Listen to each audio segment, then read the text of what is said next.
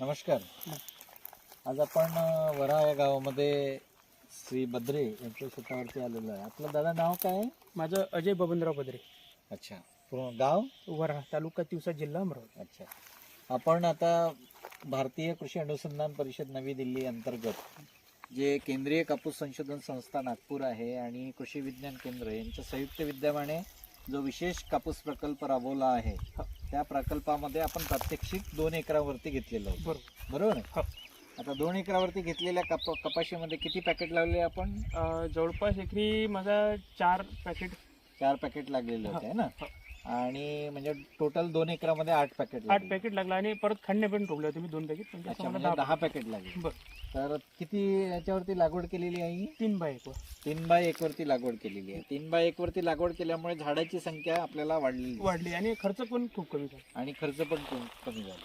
मग लागवड केल्याच्या नंतर आपल्याला पराठी अशी दाटलेली दिसली का? नाही, दाटलेली दिसली. तुम्ही ते जे चमत्काराचे फवारे मला वेळेवर काढायला लावले ना, त्याच्यानं मी पराठी दाटू दिली. अच्छा. म्हणजे स्टेप बाय स्टेप करत गेलो तुमच्या नियोजनाखाली. अच्छा. म्हणजे एकदम जे डोसे दिले नाही, म्हणजे मी सल्फेट दिले नाही. तुम्ही जे मला सांगितलं मी त्याच्या माध्यमातून ते फवारे काढत गेलो आणि माझी एकदम पराठी दाटली. अच्छा. किती खताचे डोस दिले आपण? माझी 3 खताचे 3 डोस दिले. 3 केव्हा दिले? पहिला डोस केव्हा दिला? पहिला डोस मी 23-24व्या दिवशी दिला होता, म्हणजे पराठी निघाल्यानंतर. आणि दुसरा डोस तिथून परत एक महिन्यानी एक महिन्याने दुसरा आणि तिसरा डोस. म्हणजे जवळपास पात्यावरती आणि फुलावरती आपण दुसरा आणि तिसरा डोस दिला. आणि पहिला डोस हा 23 ते 24 दिवसानंतर म्हणजे 25 दिवसाच्या आधी काढला. त्याच्यामुळे पराठी व्यवस्थित वाढली आणि वाढ रोखण्यासाठी आपण चमत्कार पण मारला. चमत्कार किती वेळा मारला? 2 वेळा मारला. बरं. आता त्याच्यासाठी मग नंतर काही अळी वगैरे आली होती का? नाही. मग फवारणी कोणती केली आपण? फवारणी आपण साधीच केली. कशासाठी? म्हणजे जे आपले जासीड ऍपिड्स आहे म्हणजे तुडतुडे आणि मावा आहे याच्यासाठी फवारणी केली. ऍसिटामाप्रेट वापरलं होतं. अच्छा. आणि प्रोपेक्स सुपर मारलं होतं. प्रोपेक्स सुपर या अळीसाठी आपण प्रिव्हेंटिव्ह मेजर म्हणून मारले. आणि मायक्रोन्युट्रिएंट वगैरेची फवारणी नाही का? नाही. बाकी मायक्रोन्युट्रिएंट काय झालं, पराठी दाट असल्यामुळे मायक्रोन्युट्रिएंटची गरजच नाही. अच्छा, गरजच नाही. त्याच्यामुळे ती पराठी व्यवस्थित वाढली 3 डोसामध्ये. त्याला पाणी दिलं का आपण? एक पाणी दिलं मी, स्प्रिंकलरचं पाणी. एक वेचा काढला होता पहिले. एक वेचाच माझा सुरुवातीलाच पहिला 8 क्विंटलचा एकरी निघाला होता. अच्छा. 8 क्विंटल पहिला वेचा निघाला. म्हणजे 8 दुने 16 क्विंटलचा माझा पहिला सर. कारण बाया भेटल्या नव्हत्या, बायामुळे तो वाढत गेला. मग वेचल्यानंतर मी एक पाणी दिलं. अच्छा. म्हणजे थोडा युरिया भेटला 2 पोते. नंतर मी स्प्रिंकलरचं 2-2 घंट्याचं पाणी दिलं. अच्छा. नंतर पाणी दिलं नाही. आणि मग दुसरा वेचा किती निघाला? दुसरा वेचा निघाला असं जवळपास माझ्यावाला त्याच्यापेक्षा कमी निघाला. 12 क्विंटल. 12 क्विंटल. 8 क्विंटल 6.5 निघाला. दुसरा कमी निघाला, थोडासा लवकर वेचला गेला की. अच्छा. म्हणजे 8 क्विंटल पहिला, दुसरा 6 क्विंटल म्हणजे 14 क्विंटल आणि तिसऱ्या वेचा 4 क्विंटल. असा एकूण आपल्याला 17 क्विंटल कापूस एकरी झाला. आता या 17 क्विंटल मध्ये आपल्याला काय वाटतं की म्हणजे व्हेरायटी आवश्यक आहे की तुमचं हे जे नियोजन आहे ते आवश्यक आहे की झाडाची संख्या आवश्यक आहे? झाडाची संख्या तर आवश्यक आहेच. अच्छा. पण नियोजन हे फार महत्वाचं आहे. नियोजन जे तुम्ही मला नियोजन सांगितलं का वेळोवेळी म्हणजे पराठी जास्त वाढू न देणे, वेळेवर ते फवारणं, पण ते पण नियोजन गरजेचं आहे. अच्छा. म्हणजे जर आपण पराठी लागून दिली त्याचं काहीच नाही केलं मग कसं होणार? अच्छा. मग त्याच्यासाठी आपल्याला तुमचं जे नियोजन आहे त्याच्या खाली जर माझं म्हणणं असं आहे का थोडंसं जर नियोजन घेत राहिलं तर आपल्या डोक्यानं तर करतोच आपण, पण जे सांगते आपल्याला त्याचं जर थोडंसं जरी घेतलं तरी एवढं होऊ शकते. बरं. कीर्ती जे वाण लावलं त्या कीर्ती वाणाचं काय हे वाटलं आपल्याला? सगळ्यात बेस्ट म्हणजे रोगाले न बळी पडणारी पराठी. अच्छा. म्हणजे ज्यांना कमी खर्च करायचा आहे त्यांनी ती पराठी लावा. अच्छा.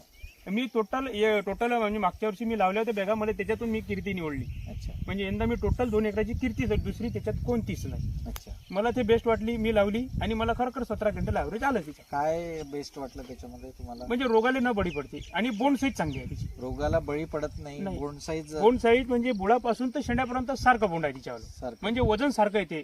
अच्छा. म्हणजे जे आपण शेवटपर्यंत जी शेवटलीची कोणी म्हणते का एसटीचे बा हलकी आहे, ती माझी शेवटली एसटी झाली त्या वक्तीच मला 17 क्विंटलचं ॲव्हरेज. अच्छा. म्हणजे पहिलेचं बोंड आणि शेवटचं बोंड सारख्याच वजनाचं दिसलं. किती वजन होतं एका बोंडाचं? म्हणजे जवळपास 6.5-7 ग्रॅमचं. सुरुवातीला 6.5 म्हणजे 7चं भरलो, नंतर 6चं 6.5चं. अच्छा. 6.5चं वगैरे भरलं. म्हणजे मोठं बोंड. आणि वेचणीला कसं होतं? खूप सुंदर. म्हणजे बायास म्हणत होत्या का बा वेचणीसाठी मी मनानं येसला पहिला याचा, हम्म. मनानं येसला, त्याने मी दुसरा याचा मनानंच येसला मी. अच्छा. तिसरा याचा म्हणजे थोडासा कमी फुटला त्या कारण मग रजित भाऊ यांनी सांगितलं होतं मला ते हा, मल्चर. मल्चर. हो ते मशीन आम्ही समजा पाहिली नव्हती ते. अच्छा. ते यांनी तुम्ही सांगितलं होतं की ते मल्चिंग एकदा करून पाहावा म्हणून. बरोबर. रोटरनं मी दरवर्षी रोटरनं करत असतो, बरोबर. पण यांना करायची होती, पण यांना जास्तच पिट्टी पडली. म्हणजे यांना हरिकाला थोडासा कबा जमिनीचा पोत सुधारण्यासाठी सुधारण्यासाठी. म्हणजे जमिनीमध्ये हे जे सेंद्रिय घटक पाहिजे आपल्याला ते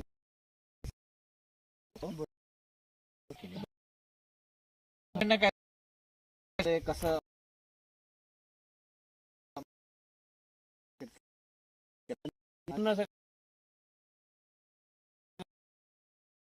खूप चांगला आहे. हो. ज्याच्या वावरात मी असं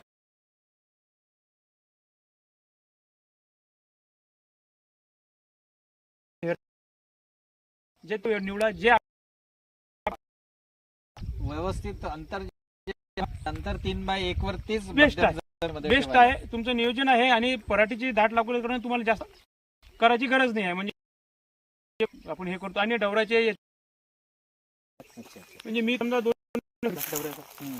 नंतर तणकट झालंच नाही ते. अच्छा, म्हणजे झाडाची संख्या जास्त असल्यामुळे आपल्याला तण जे आहे ते तण झालं नाही आणि त्याच्यामुळे तणावरचा खर्च जो आहे तो कमी आहे. एकदम कमी. 2 डवऱ्याची फेर दिली मी हा. आणि तणनाशक मारायचं काम नाही पडलं. समजा इतर शेतकरी काय म्हणतात तुमच्या गावामध्ये आता विशेष प्रकल्पामध्ये भरपूर शेतकरी आहेत ते काय म्हणतात?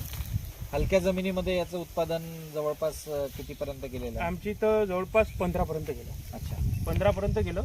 यंदाच गेलं ते आणि मागच्या वर्षी 12-13 पर्यंत गेले, पण यंदा खूप चांगलं उत्पन्न आलं. अच्छा. म्हणजे कसं आमच्या गावात फक्त पाणी होतं. हा, हा. म्हणजे बाकीचे जसं हे म्हणत, पण आमच्या गावात निचरा करणारी जमीन आहे. हा. मध्यम कालावधी जमीन आहे. आता आमची थोडीशी भारी आहे. हम्म. आम्हाला वाटे नाही, एवढं वाटे नाही कोण का माझं शेत फुटणार होतं. हम्म. हे तिथून एकरभर जे आहे ते शेत खालून फुटणार. म्हणजे मी असं वाटेच नाही मला वाटे बघ 7-8 क्विंटल जर आहे आलं बा अच्छा. तर भरपूर आहे आपल्यासाठी. पण ते योग होते आणि माझी कन्व्हिन तुमचं सांगणं अच्छा. त्याच्यामुळं खूप चांगला म्हणजे एकदम म्हणजे आनंद आहे. हम्म. असं कोणाला हो. तुम्ही कृषी विज्ञान केंद्राला काय सांगू इच्छिता की हा प्रकल्प चालू राहायला पाहिजे की काय? नाही, चालू राहायला पाहिजे. अच्छा. तुमच्याच्यानं आम्हाला ते म्हणजे मार्गदर्शन भेटलं. म्हणजे कसं जे आम्ही 7-8 क्विंटल घेणारे माणसं म्हणजे चला पेरून गेलं पोहू आपण काय करायचं ते म्हणजे नियोजन महत्वाचं आहे. तुम्ही काही जरी असेल ती तुम्ही सांगता आम्हाला वेळेवर हे असं करा तसं करा, हे फवारा मारा तो फवारा मारा, वेळेवर येता आणि आमच्या शेतावर विशेष म्हणजे तुम्ही आमच्या शेतावर येता त्याचं आम्हाला खूप हरी काय काम करून का आमच्या शेतावर आल्यानंतर तुम्ही सांगता का हे मारा म्हणजे त्याच्याच्यानं आमचं थोडंसं नियोजन वाढलेलं आहे. धन्यवाद.